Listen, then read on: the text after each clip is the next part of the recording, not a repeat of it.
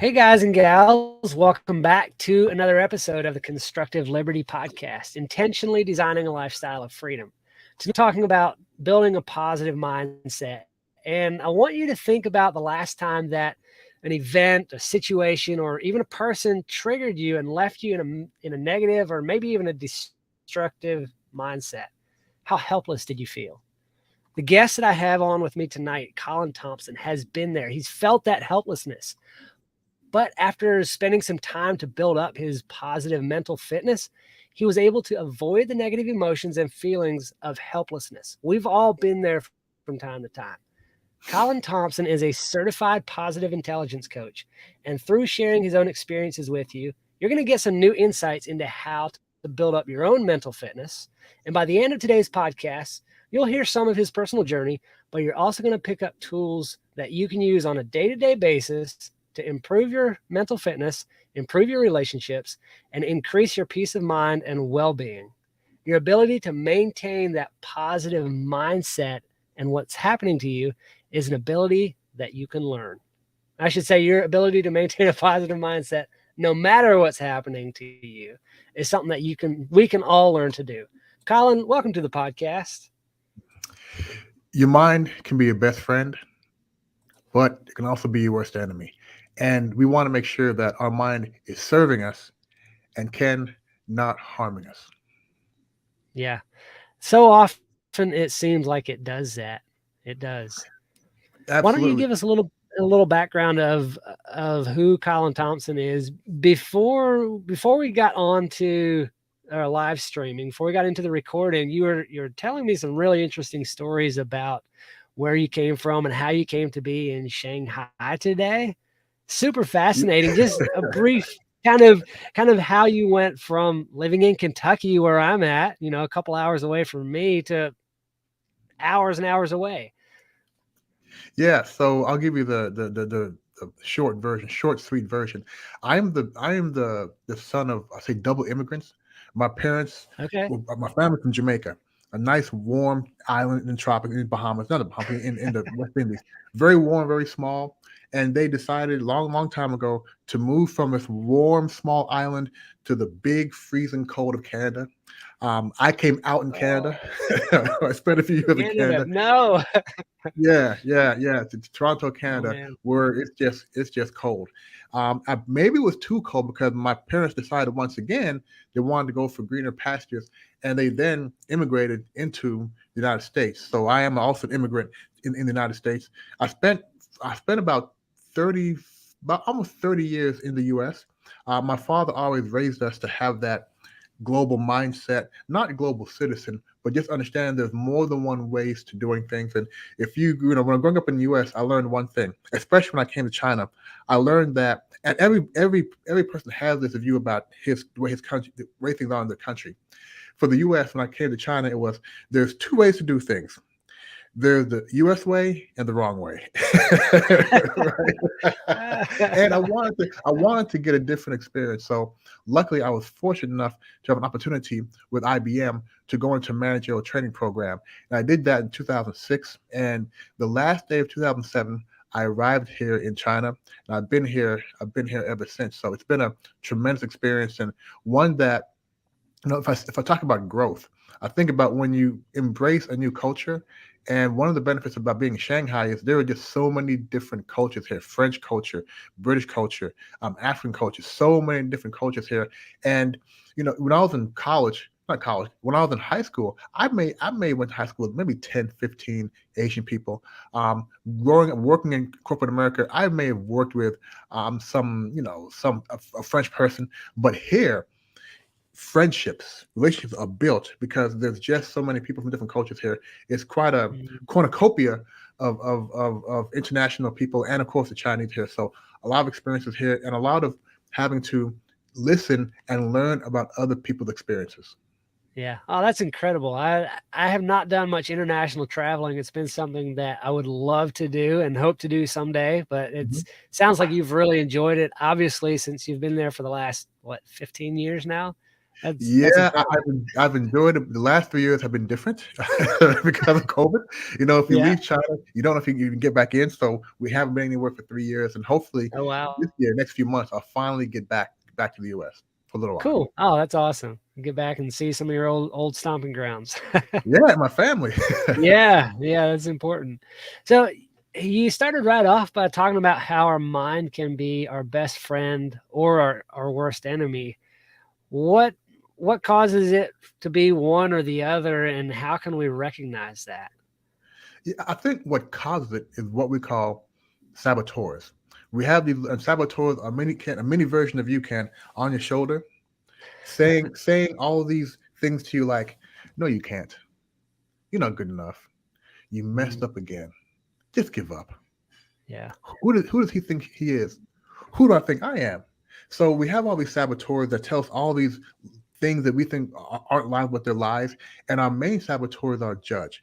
And there's three ways we judge people. First, we judge ourselves, telling us you messed up again, you can't do it. Why are you trying to do it? Then we judge other people. He can't do that. He's going to mess up. And of course, we judge the environment. Oh man, this government is terrible. Because of the government, I can't succeed. Right? I'm not saying that because here's an example, right? Let me Yeah, right. A lot of clarify people that. say that. Yeah. And what happens is we start to believe our judge. And we have to be able to form the mental fitness or the ability to say, no, that's not accurate. I know I can do it. I know I can try it. And Ken, if I asked you, how would you define physical fitness? I mean, being able to run a mile without, being too out of shape. I mean, I would say that's pretty physically fit. Yes. And Being how would able you to carry heavy things without, having to stop and just be like all just done for. define exactly. How Yeah. would you define mental fitness? Hmm. Probably when you don't listen to those saboteurs you're talking about. I'll Would be use your one. example. Yeah, after you built up, right? The 1 mile doesn't hurt you, right? Right. Going through these ups and downs of this wonderful thing called life doesn't really trigger you.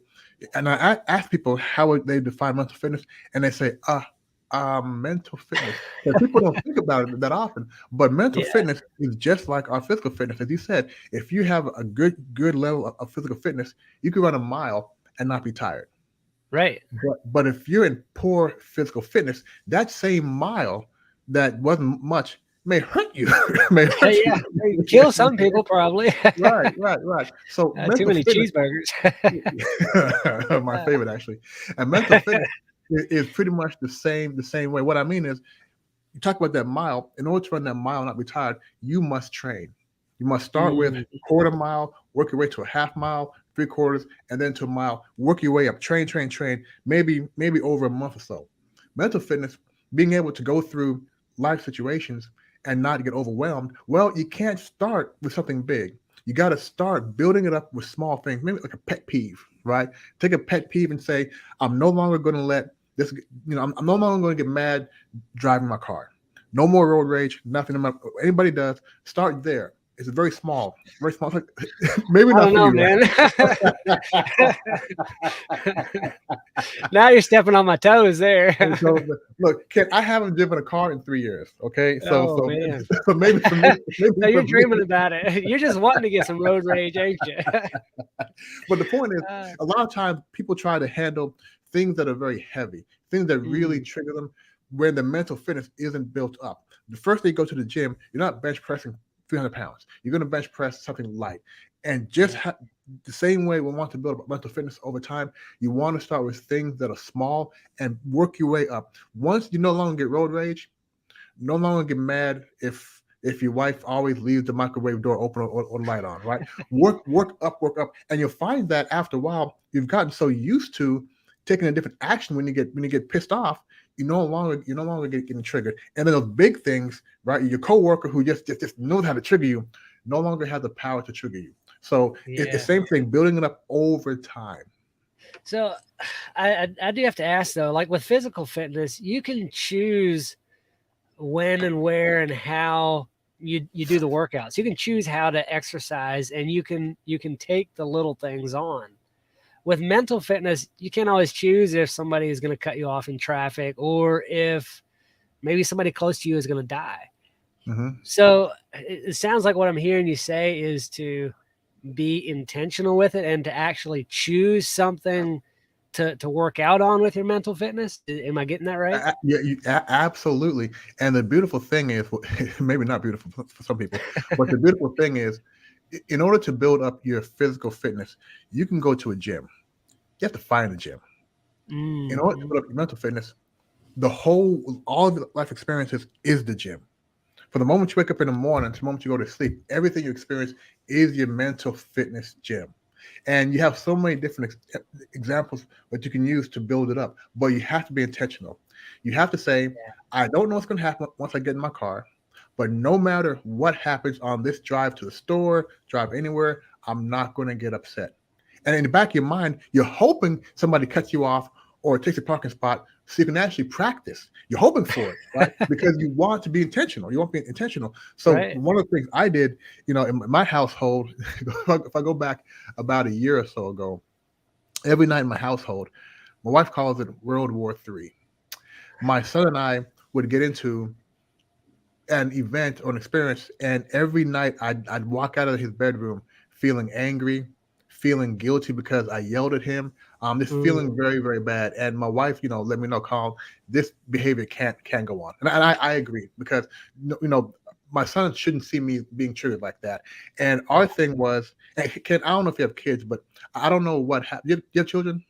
I don't. Not yet. Okay. No. I don't know what happens when a baby goes from being innocent and wonderful at a year and a half to 2 years old. They just flip. It's true. Reason they call it terrible twos, right? Yeah. It's funny. I was on a Happy podcast a few weeks ago, and the host Matt said, "Colin, no. Terrific twos.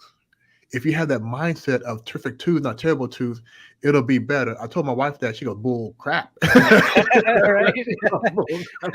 Anyway, so every night, tell that to your 2-year-old. Maybe he can turn that around too. Yeah. So every night, it's my job to get him out of the shower and into bed.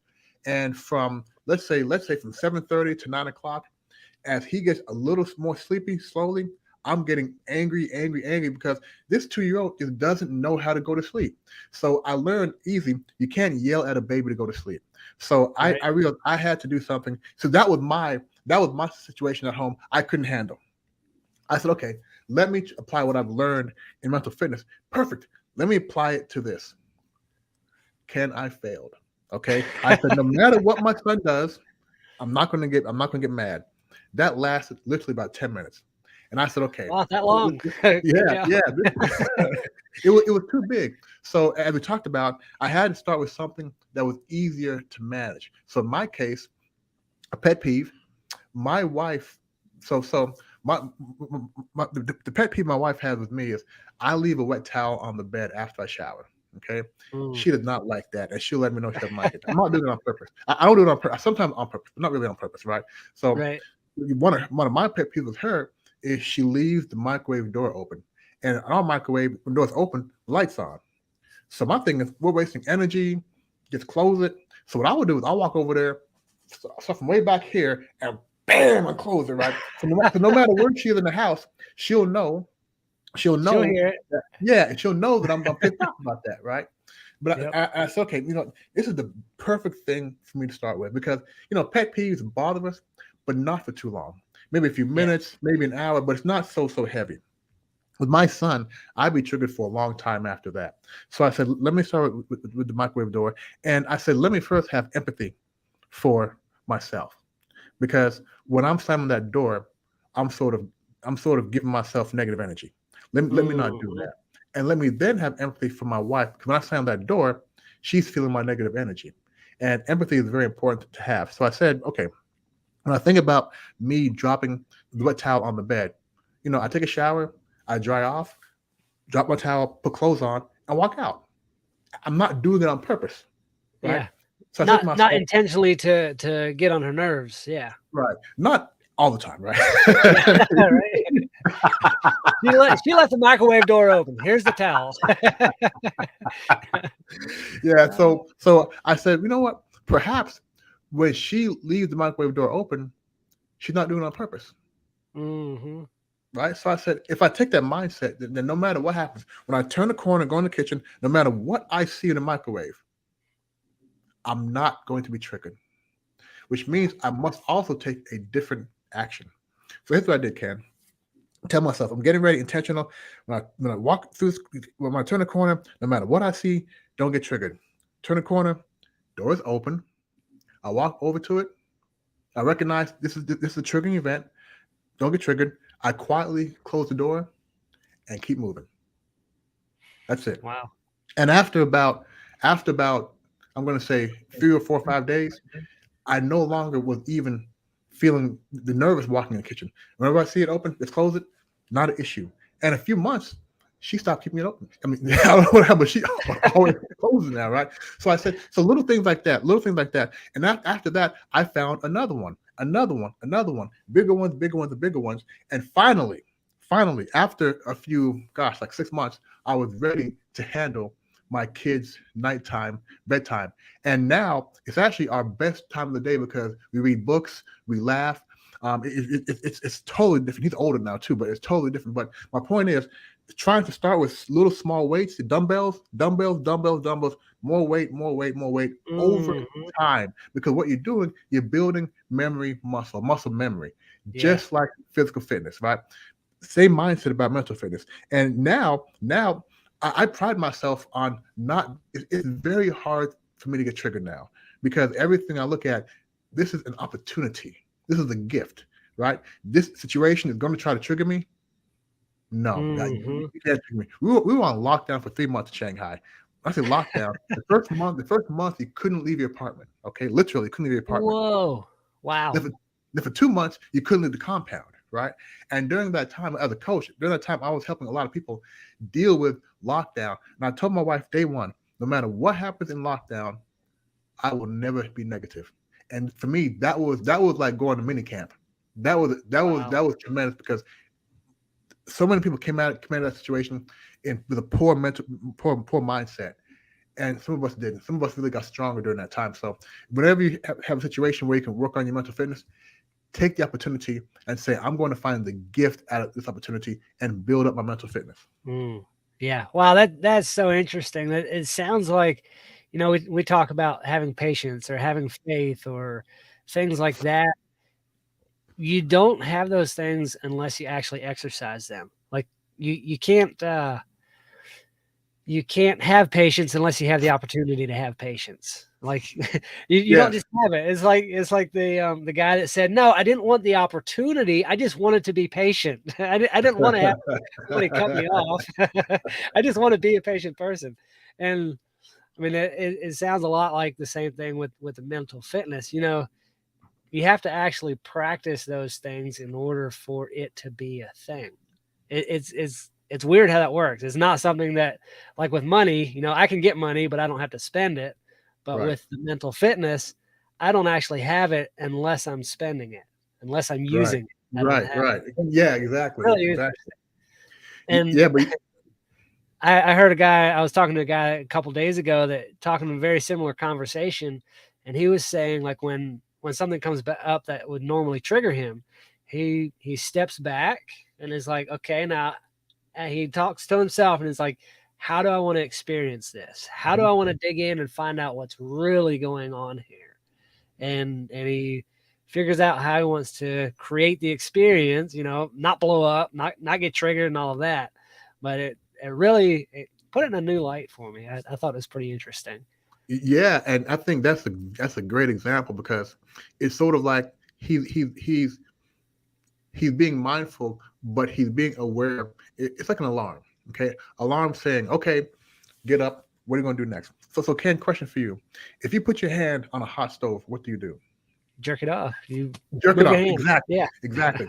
So the hot stove is a great alarm, great example of an alarm. Your body is telling you, danger, danger, danger, danger, danger, and you move your hand up. Same thing when your friend said when he's being triggered, think of the hot stove. Okay, I'm being triggered. Danger, danger, danger, danger. Take your hand off and be mindful. You're taking your hand off. Be mindful now and say, now what's my next action? Right. So I tell people when you find yourself being triggered, think of the hot stove. Okay, this event is an alarm telling you danger, danger, danger. Take a different course of action. So as your friend said, he'll be mindful and say, okay, I'm being triggered. What am I going to do now? Let me back up. So I tell people, just tell yourself, okay, I have a choice now. I can either act the way I always act or take a different act. But Ken, I'll tell you, it's very hard, and I try to help people understand, it's very hard to take a different action. If Yeah. you're being triggered, I tell folks, a lot of folks that call, when I'm being triggered, how do I not get mad? How do I take a different action? I said, don't worry about that right now. Get mad, take the same action, but just be mindful of it. And after a while, you say, okay, I'm being mindful. I'm going to act the same way. Mindful, same way. Mindful, same way. Mindful, well, I'm mindful of it now. Let me try something different. But don't try to do that the first few times. First, just be mindful, because sometimes we get triggered, don't even realize it. We're just going into our action after. But now you're saying, okay, Yeah. I'm being triggered. And after a while, you say, okay, I'm being triggered. Each time I do the same thing, let me try something different. So first, be mindful you're being triggered. And then later, take a different action and a positive action. Let me say that. Okay. Take a positive, Right. don't slap somebody instead of punching somebody, right? Right. Instead of smacking them with a left, you uppercut him or something. Body slam this time. Yeah. Do something positive for sure. Got that. I'll have to make a note of that, so next time it comes up, I can make sure to do a positive one. Oh, there you are. I thought you froze for a second. Yeah, I wonder sometimes for me, and I don't know if this helps a whole lot other than to make me want to be more in control, is that when I realize that I'm triggered and I'm responding, or a lot of times people say they made me do it. The government prevented me from doing this, or my wife made me mad because she left the microwave open. Sometimes for myself, if I sit down and think about it, it's like they didn't make me do it. Or if they did, I refuse to react that way because they're not going to control me. I'm in control of myself. And that's, I think, a little start, but it's definitely not the full way to be in control of that positive mindset. Maybe a little start, but or a little motivation. Yeah, it's sort of like you have another version, a little mini Ken on your shoulder. I'm saying, they did this to me. It's not my fault. And we call that saboteur the victim, right? Sort of playing the victim role. Oh, woe is me. The whole world is against me. I'm trying to do good, but people keep trying to pull me down. And part of that is taking responsibility. And as he mentioned, people can trigger you. But it takes a lot of practice to first say, no matter what they're doing, no matter what output they're giving me, what I'm taking in, they're not going to be able to impact my emotions. It's sort of like I have Teflon. I'm coated in Teflon, and everything they say and do just slides right off me. So Ken, the next time, and sometimes, can I curse? Yeah. Not really. Okay. I don't too much, but okay. So I try not to. I have nieces that listen to the show sometimes. Okay. So I try to keep it pretty family friendly. Yeah, that's cool. We all have friends who are buttholes, okay? Right. Coworkers who are buttholes. And we know, and Cam, I'm quite sure you know somebody that if you talk to them, they're going to do some butthole stuff that's going to trigger you. Yep. My advice to you is go out with them.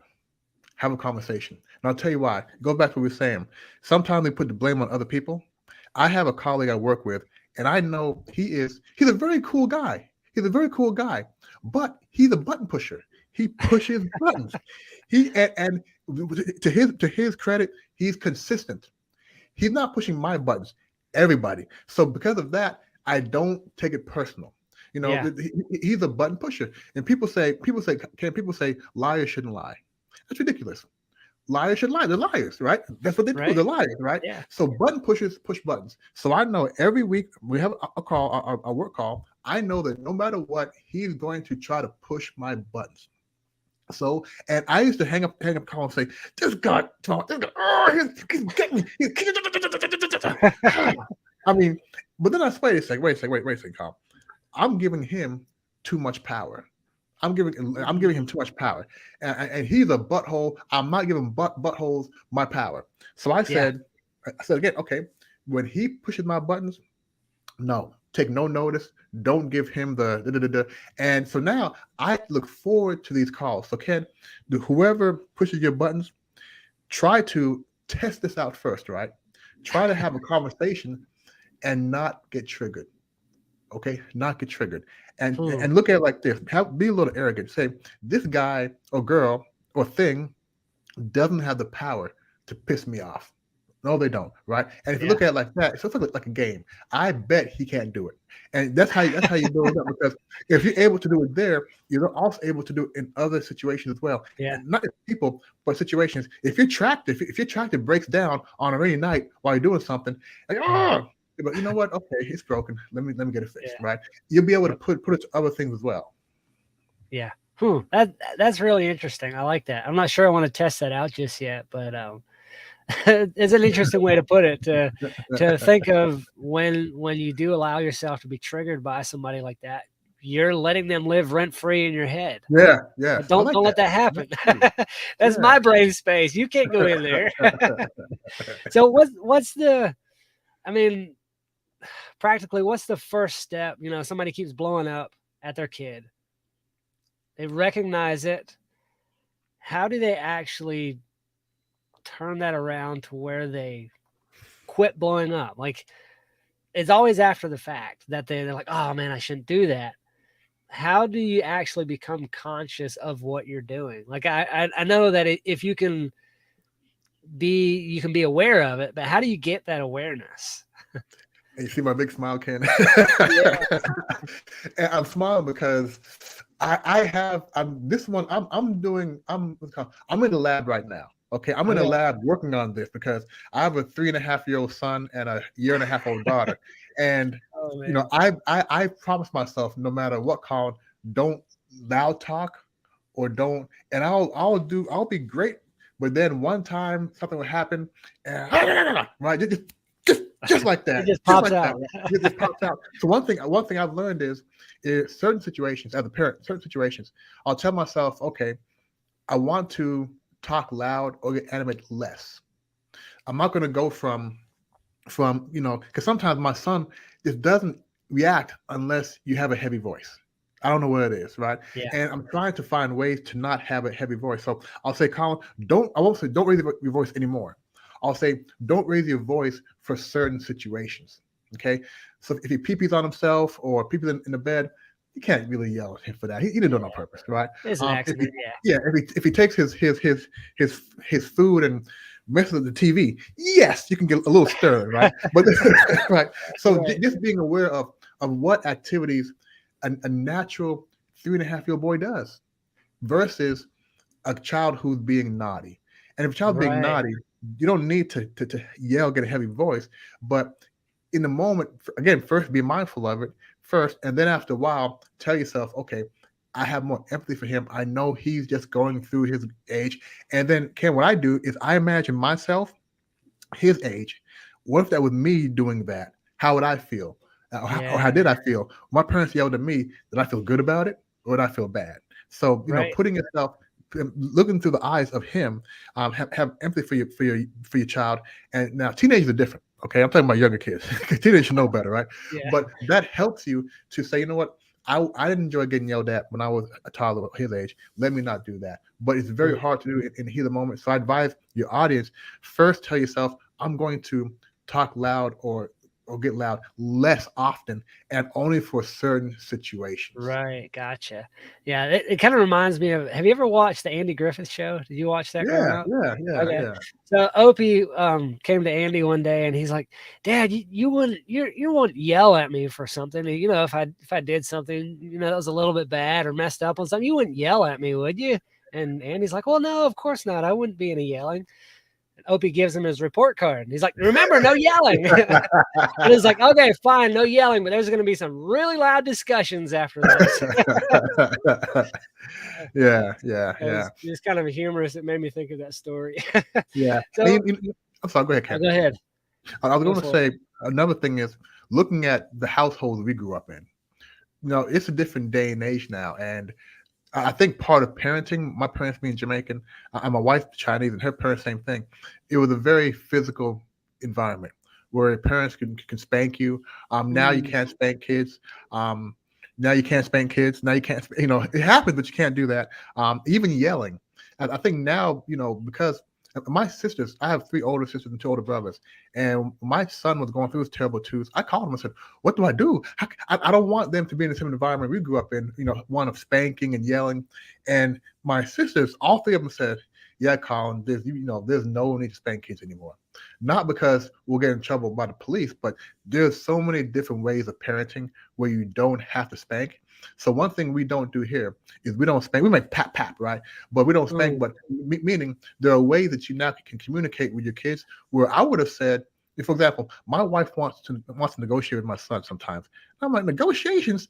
He's a 2-3-year-old boy. He ain't paying no bills. He don't negotiate. You tell him what to do, right? But it's a different type of parenting now, which is more of having conversations with your children, more looking at them like they're not just raw dough at 3.5 years old. They can think, they can have ideas and things like that. So it's a new age. I'm getting used to it, but it is much more.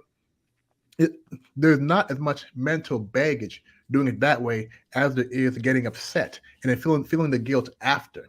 So I think the new age of parenting is one that's more collaborative. If you can talk about your kids like that, collaborative with your children. Yeah, and that's good. I think there's definitely probably extremes on both ends. One parent gets his ass whooped all the time for things, and then their kids turn around and just all gentle parenting. No, will you please quit doing that? There's got to be a fine balance in there. So I don't know. I haven't had my own kids, so I guess when that happens, ask me how it goes. Trial by fire, man. Right? I'll call you up, be like, "Help me out, please." my mindset's gone. What's the relationship between a positive mindset and self-confidence? I mean, there's got to be something there because I'm thinking of some people in particular who get so frustrated when they do break down and yell at their kids or they do the thing they don't want to do, and it does seem to mess with their self-confidence. What's that relationship? And yeah, I don't know. I'm not sure that makes sense. Yeah, it makes sense. I'll give it to you in an example. So if you think about watch basketball and you see the guy on the free throw line, or better yet, the clock is going down 2 seconds. You need the 3-pointer to tie the game. Some people will miss, and some people won't. And one of the main differences is if you're taking that shot and you're saying to yourself, "Oh gosh, oh gosh, oh gosh, oh gosh, I'm nervous, you're gonna miss. But if you say to yourself, "Oh, I got this, easy, no problem," you're more likely going to hit. The second case is meaning if you have confidence in yourself. So once you're able to build up your mental fitness, you're spending less time listening to your judge saying, "Oh gosh, you're going to miss. You can't hit this. I don't want to shoot. I don't want to shoot it," because you know the judge is telling you lies. So there is a direct correlation. Even correlation. The stronger your mental fitness is, the less time you spend listening to your judge telling you can't do anything, which means that you're automatically building up the amount of confidence you have in yourself. And I tell you, going back to my example, when I start these calls with my colleague, my chest is like this because I know I'm confident. It's going to fall off. You can't do nothing to get me, right? Very confident, as opposed to, "Oh gosh, don't say something to me. Don't say anything to me." Right? Make me mad again. Very different. Body down here, versus this. So as you build up your mental fitness, and again, remember, things that used to trigger you no longer trigger you, which means they don't have the power.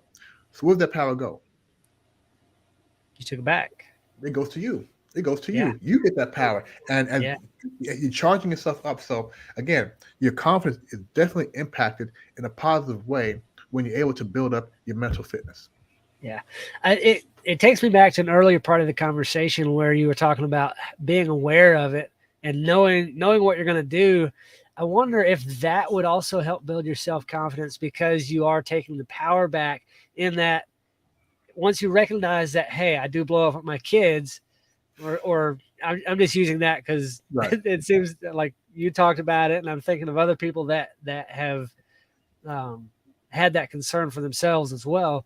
when you see that situation coming, if you be like, okay, I'm going to blow up, and then you go do the thing, you're taking that power back, even though you're still doing the thing, you're making the conscious decision. Would Yeah. that help there a little bit, bringing that autonomy back to you? Ken, you are spot on. And I'll say this: there's a practice that we do, and what we do is we sort of try to envision. So Mm. I'm an athlete, so I use a lot of sports analogies. Before I got I wrestled. Before I got on the mat to wrestle, I would imagine my vision. I visualize myself wrestling ahead of time, so that once I Mm. got on the mat, I know my first move. I know what I'm going to do because I've thought about it. I've thought about it. I've thought about it. There was a study a number of years ago from Stanford University where they had basketball players physically practice free throws. There are some that didn't practice anything, and some who visualized practicing free throws. And the ones who visualized it and actually did it, same results. The ones who didn't do Wow. anything, poor results. Yeah. What that means is when you're visualizing something and practicing in your head, it's almost as accurate as if you're actually doing it. So your Mm. scenario with kids, and kids are a great example to use because kids trigger the out of people, out of parents. Okay, right. So Yeah, they don't so wait around. they don't wait around. So to the audience, think of something that your kids do that gets you upset. Again, not a big one, but think of something your kids do that gets you upset, and imagine yourself taking a different action. Imagine yourself taking a different action. Imagine yourself taking a different action. Keep imagining what you're going to do when it's going to happen. And again, we know it's going to happen. So when it does happen, you've already practiced, right? Yeah. Muscle memory, and then take that different action. So remember, we talked about the first action is being mindful. And once you're mindful, okay, this activity definitely triggers me. Okay, it's triggering me. After a while, I say, okay, now when I think about it happening, it's gonna happen tomorrow. Okay, my child is gonna not get up at the alarm clock. I gotta run in there and tell him to get out of bed. When it happens, I'm not gonna yank him out of bed. I'm going to do something different. I'm going to, I don't know, politely say, honey, it's time to wake up. Right? Whatever I'm gonna do. Think about it a lot. And then when it Yeah. comes that time, try it. Try it. So yeah, as you mentioned, visualizing it first and being mindful of it and taking a different action that you visualize, it does Right. work. It is effective. Yeah. A different positive action, remember. Yes, positive action. Positive action. Right. So, kind of changing the subject a little bit. You have a saying, crabs in a barrel. Yeah. What is that? So crabs in a barrel, this goes back into one of the ways that we want to be able to maintain a positive mindset or maintain what I call forward movement. If we're trying to achieve goals, if we're trying to put ourselves in a better place and actually live the life that we deserve, the life that we want. And one thing about crabs, crabs. So crab in a barrel means that if you put crabs in a bucket, I'm some hungry for crabs seafood now. will try to claw their way out and get out. And right when they're about to go over top, another crab will pull them back in. And so that's one thing about crabs. You'll never see crabs getting out of the barrel because all these other crabs are always pulling them back in. And sometimes when we're trying to improve our lives, our friends, family will pull us back in. Now, what I mean by that is I had years ago, I told some people one of my goals is being a professional speaker. I want to be able to speak and help people improve their lives. Well, Colin, you have a lisp. You don't speak that well. And who are you? Who would want to listen to you? So people who are going to pull you back in. What I had to do is I had to call somebody who I knew would be more positive. I told him, I'm thinking about not thinking about. I want to be a professional speaker. I want to help people improve their lives. Colin, when you ready, I want to hear your speech. I got it. You can do it. So you gotta associate yourself with people who are going to lift you up. Okay, lift you up, Mhm. not the ones who are going to try to pull you down and keep you in that bucket. So Ken, I ask you in Gotcha. your audience, who are the people in your lives who are trying to keep you where you are and pull you back down, as opposed to ones who are trying to lift you up? Think about that. That's a scary thought oftentimes because friends and family don't like to see you change because they like what's predictable. I like what's predictable. I like to know. I don't want my wife or, my best friend to come in and just suddenly be somebody different. Yeah. And I don't know. That's scary, and I understand it, but I don't. When somebody's trying to do better and be better, you have to lift them up instead of pull them down. Yeah. But now I'm hungry for seafood, so. And Ken, the reason is usually the ones who are trying to pull you down, where are they?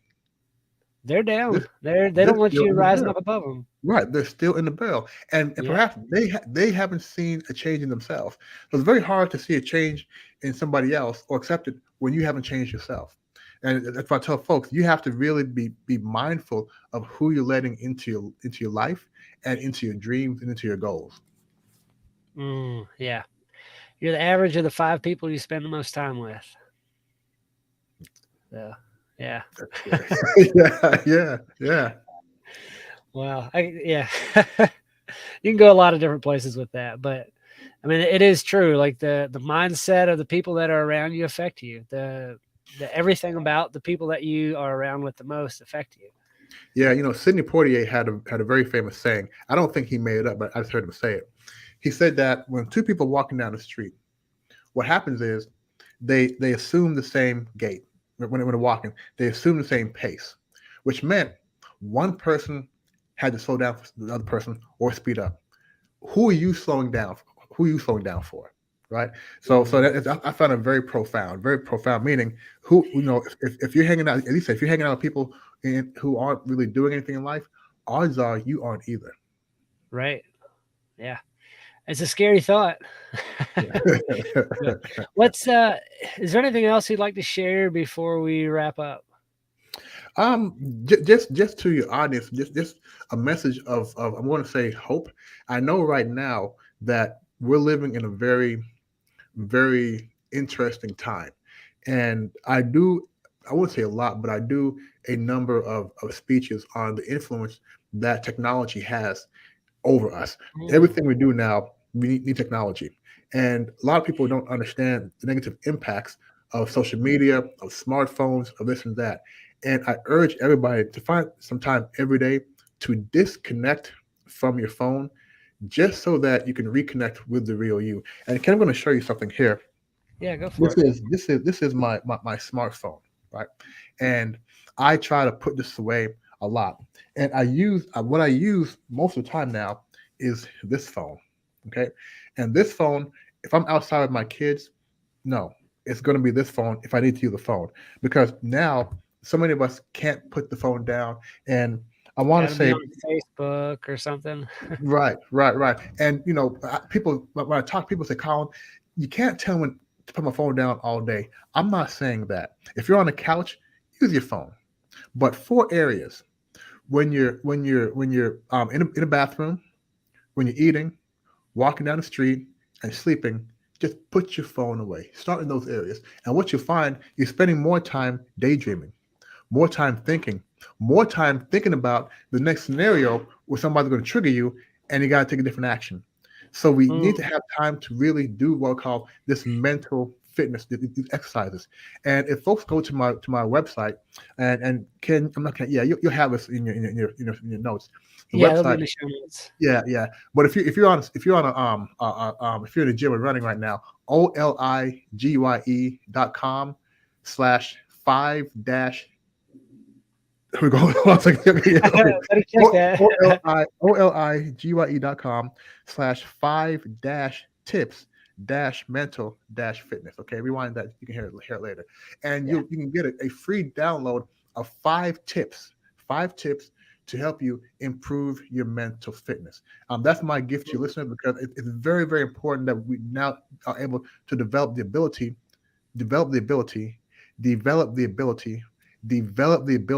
to maintain our mental fitness. That's beautifully said. I love it. I'll have those links in the show notes for you. Colin, this has been a really great conversation. A lot of good things to start implementing for myself and probably for the audience as well, hopefully. And I really appreciate your time tonight. Yeah, Ken, thank you for the platform, and also, just make sure you're appreciative to you for what you're doing and giving these using your platform to really give people inspiration and using your platform to really motivate people on how they can really live a better life. So thank you, Ken. Yeah, you bet.